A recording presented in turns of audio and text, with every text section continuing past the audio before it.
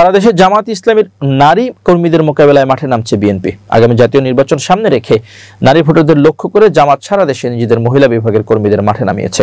তারা নারী ভোটারদের বিভিন্নভাবে প্রভাবিত করছে বলে বিএনপির শীর্ষ নেতৃত্বের কাছে তথ্য আছে। জামাতের এই কৌশল মোকাবেলায় নারী ভোটারদের লক্ষ্য করে বিএনপিও নারী সম্পৃক্ত কর্মসূচি নিচ্ছে। দলটির দায়িত্বশীল এক সূত্রে এ তথ্য জানা গেছে, তবে সরাসরি নয়। বিএনপির এই কর্মসূচি নারী ও শিশু অধিকার ফোরাম দিয়ে শুরু হবে। 2019 সালের আগস্টে আত্মপ্রকাশ করা এই ফোরামের আহ্বায়ক বিএনপির স্থায়ী কমিটির সদস্য সেলিমা রহমান ও সদস্য সচিব ঢাকা জেলা বিএনপির সাধারণ সম্পাদক নিপুণ রায় চৌধুরী। ফোরামের দায়িত্বশীল নেতারা প্রথম আলোকে জানিয়েছেন, এটি হবে মূলত ঘরোয়া কর্মসূচি।